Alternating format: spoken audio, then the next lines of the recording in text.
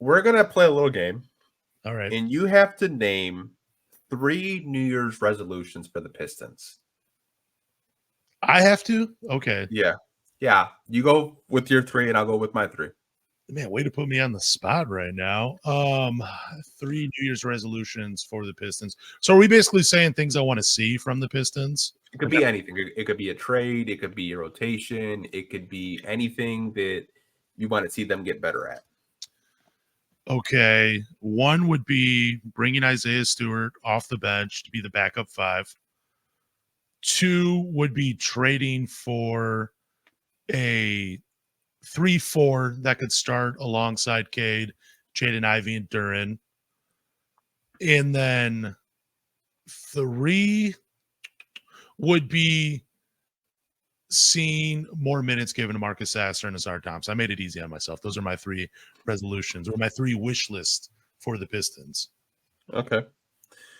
So my wish list is getting a stretch 4 this deadline. I like it. Now, whether you get crazy and go for Lauri Markkanen, you go for a lower tier guy, get a stretch 4. The second New Year's resolution is I want Monty Williams to not be as stubborn with his rotations down the stretch. I want him to call a timeout before the lead is completely gone. Like so many times he'll sub an all bench unit. It feels like a hockey change sometimes. It's like you have a all bench unit and we have maybe like a 6 to 8 point lead and the bench unit comes in and then it's like a 10 to 12 point deficit when the starters come back in. I want Monty to be more flexible with his rotations and call a timeout when maybe, the lead is getting away from them a little bit. That's my second New Year's resolution. And my third and final one, this one might be a little controversial. No, I wouldn't say that. My third and final one would be stop trying to make Deuce a thing. God, yes. I hate that. I know that's Cade Cunningham's nickname, but some people, they're like, Deuce, is he talking about poop?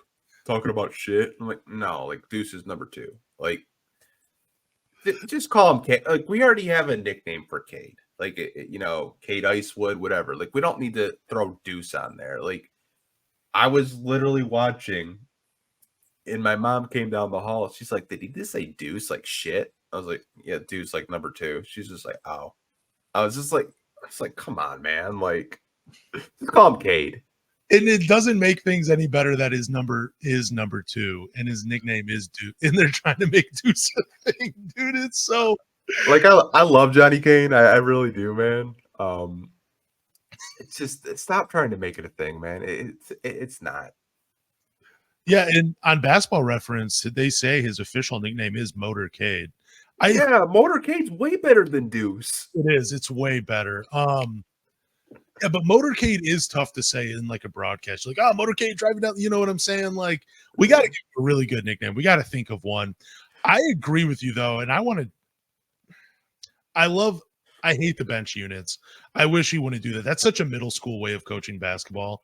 Like, it's like a platoon thing. We're just gonna send 5 guys out there, bring the other 5. If you're not pressing the entire game, there's no. Oh, I didn't even know they called him Motorcade. Thank you. Yeah, I did hear that. Yes, Brian Scalabrine called him Motorcade multiple times. He made fun of Killian Hayes a lot though during that broadcast too. Holy crap, my guy. Yeah.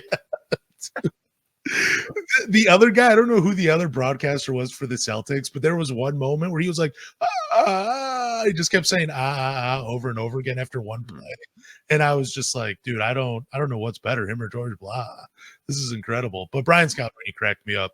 But the bench unit thing, clearing out the bench and putting 5 guys in, that needs to go. Like, that is, and dude, give minutes to Marvin Bagley. I don't know why I know Monty talked a little bit about why they were getting James Wiseman minutes. They're trying to get him in rhythm. I don't understand that. Marvin Bagley's so much better with Cade Cunningham on the floor. Like, those two really have something. And he gives you a great lob threat. So I don't know what that is, but I want to see more minutes for Marvin Bagley going into the new year. Yeah, I think they're trying to showcase Wiseman Yep. or whatever reason. I mean, he's on an expiring deal. Maybe a playoff team or maybe a lower tier team that's looking for more center depth wants to trade for him. He's in the final year of his rookie deal, which is like 13 million because he was a second overall pick. And I'll Yeah. probably never see that again. Um, not in a year, anyways. Might be over like a 2 to 3 year period, but yeah, I don't understand like not playing Bagley because Bagley is one of your better scorers on this team. Which I don't know. I felt like Bagley this year has really proven himself to get consistent rotation minutes, but maybe someone upstairs wants him to play more. Yeah, because I mean, that would make sense too. But Bagley was playing with so much effort too, even on the defensive end. He'll never be a lockdown defender, but he could be average where he doesn't hurt you so much on the floor. And that's another thing that bothers me. You're doing everything the coach asks, but then the coach still puts you in the doghouse. I don't get it. But maybe you're right. Maybe they are showcasing James Wiseman. Maybe Phoenix wants him or something, or the Portland Trailblazers. I don't know. But it's just weird to see Marvin Bagley sit there when he's capable of helping this team out on the floor. Yeah, I mean, I've told you, Wiseman is putting it together a little bit more. He's getting his confidence. He hit a couple mid-range shots tonight. He blocked some shots. It's getting better.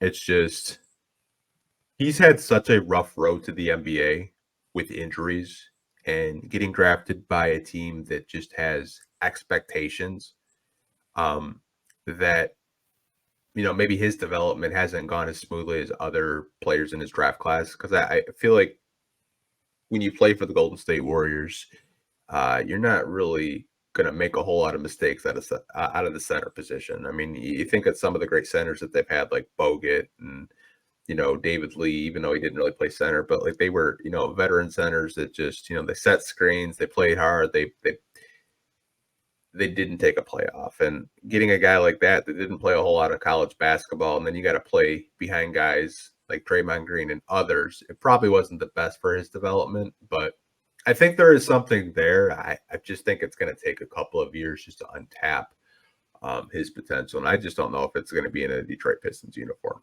because I don't know if they're going to extend him this summer. I don't know if he's going to be just a salary dump to try to get something at the deadline. This team needs a legitimate shot blocker off the bench when Duren hits the bench. Like Monty even hinted to it. Like I have to play Duren longer because I'm not comfortable with the backup 5 position right now. You could be if you moved Isaiah Stewart to the backup 5. You'd be a lot better. Like, yeah, that makes no sense, because if you're not comfortable with who you have, make a change to the starting lineup and bring the guy that is a center off the bench that can help you defensively in a pinch. Seems simple enough.